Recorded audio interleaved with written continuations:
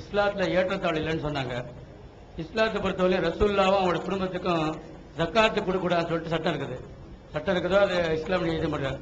இன்னைக்கு வரலையும் கூட அவங்களுடைய சந்தேகங்கள் இருக்க தான் செய்வாங்க. இன்னைக்கு வரலையும் அவங்களுக்கு கொடுக்கூடாதா கொடுக்கலாமா? ஏன் அந்த மாதிரி ஒரு ஏற்றத்தாழ்வு இருக்க தான் செய்யுது? அது விளக்கணும். பிறப்பின் அடிப்படையில் ஏற்றத்தாழ்வு கிடையாது.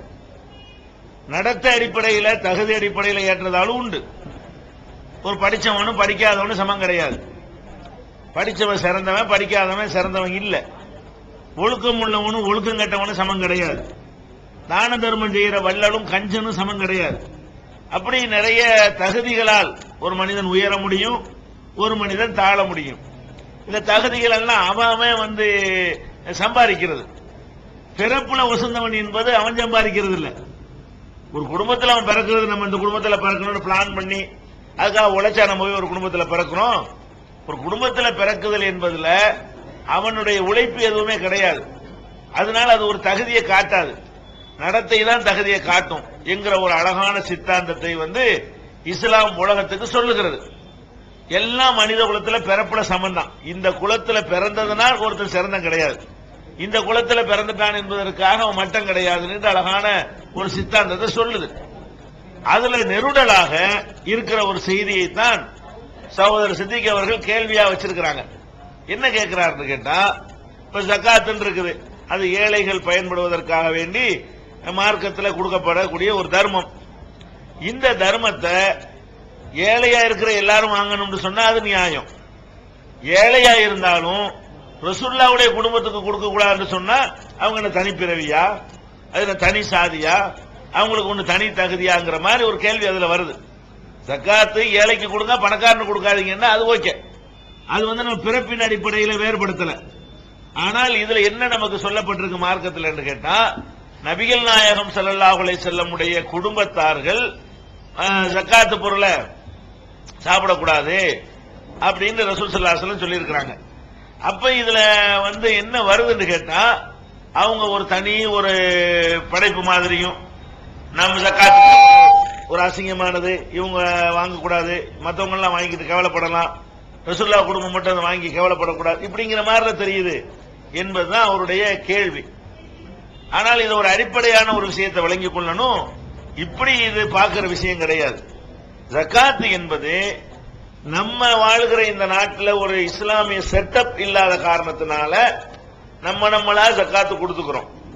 உண்மையில ஜக்காத்து என்பது அந்த காலத்தில் இஸ்லாமிய சரியான முறை பிரகாரம் இஸ்லாமிய அரசாங்கம் கட்டாயமாக அதை வசூல் பண்ணும், பைத்துல் மால்ல கொண்டே வைக்கும், அதுல சேர்த்து வைத்து அதன் மூலமாக என்ன செய்வாங்க, விநியோகம் செய்வாங்க. பைத்துல் மால் வழியாகத்தான் ஜக்காத்துகள் எல்லாம் கொடுக்கப்பட்ட அரசுடைய கண்ட்ரோல்ல அது இருக்கும்.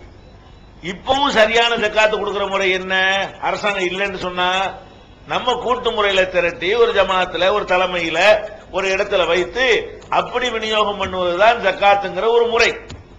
நபிகள் நாயகம் ஸல்லல்லாஹு அலைஹி வஸல்லம் என்ன அதுல பார்க்கறாங்கன்னு கேட்டா, நம்ம குடும்பம் என்று சொல்லி அதை காரணம் காட்டி மற்றவங்களுக்கு கிடைக்கிற ஹக்கை யாரும் பறிச்சிடக்கூடாது அப்படிங்கிறதுக்கு தான் என்ன பண்றாங்கன்னா, ஏன் குடும்பத்தார் இந்த அரசாங்க நிதியில எதுவும் வாங்கிறாதீங்க, அது கூடாது, ரசூலுல்லாஹ் பிள்ளை கொடுப்பா, ரசூலுல்லாஹ் குடும்பத்துக்கு கொடுப்பாமாங்க, எல்லாம் அங்கே போய் சேர்ந்துரும். அப்ப மற்றவங்களுக்கு கிடைக்காம போயிடும்.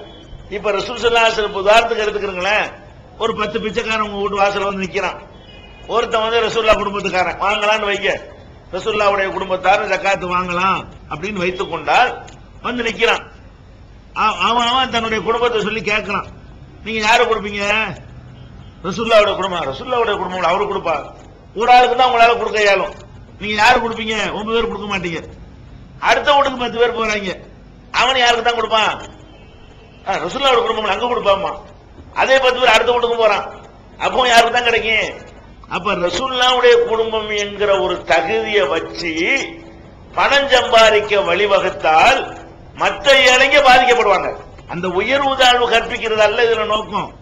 ஏழைகள் பாதிக்கிறதுக்கு இந்த தகுதியை தன் வாரிசுகள் பயன்படுத்தி விடக் கூடாது. நீங்க கொஞ்சம் கஷ்டப்பட்டாலும் பட்டுக்கிறங்க, நீங்களும் வாங்குறதுக்கு போட்டி போட்டீங்க என்று சொன்னா உங்களுக்கு தான் சைக்காலஜிக்கலா தரத்துக்கு தோணும்.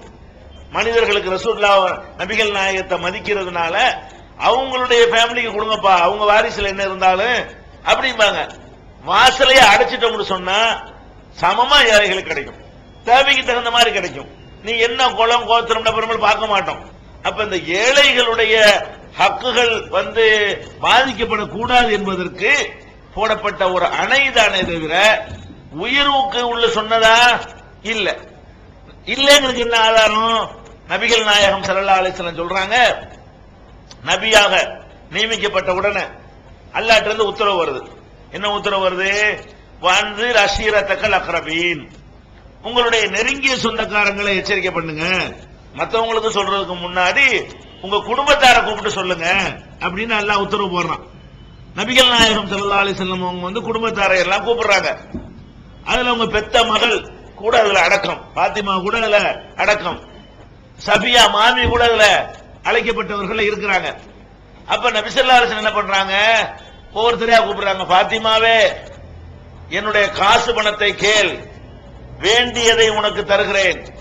லா உக்னி அன்கி மினல்லாஹி ஷையா, அல்லாஹ்ட்ட இருந்து உனக்கு என்னை காப்பாற்ற இயலாது. நீ தான் ஒழுங்கா நடந்துகிட்டா தான் அல்லாஹ்ட்ட தப்பிப்பியே தவிர எனக்கு பிறந்துட்ட காரணத்தினால உங்களுக்கு தூக்கி கிரீடத்தை அல்லாஹ் சூட்டிடுவான்னு நினைச்சீங்கன்னு சொன்னா நீங்க ஏமாந்துருவீங்க. இப்படி ஒவ்வொரு சொந்தக்காரங்களையா கூப்பிட்டு சொல்றாங்க, மாமியே, மாமாவே, சித்தப்பாவே, பெரியப்பாவே, என் தெருக்கு அல்லாஹ் வசதி தந்திருக்கிறான், அதுல கேளுங்க, நான் உங்களுக்கு தருவேன்.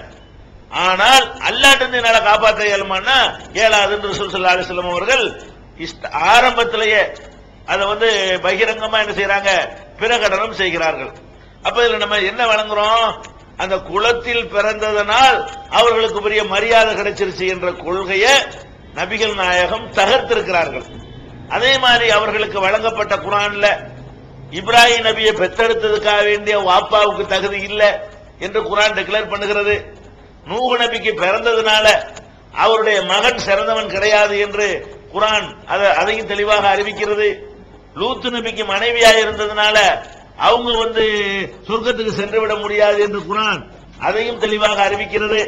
அப்படிப்பட்ட ஒரு மார்க்கத்தை ரசூல் ஸல்லல்லாஹு அலைஹி வஸல்லம் சொன்னாங்களே தவிர என் குலத்தார்கள் சிறந்தவர்கள் உயர்ந்தவர்கள் என்கிற கருத்துல ஒரு அறிவிப்பு அவங்க செய்யல.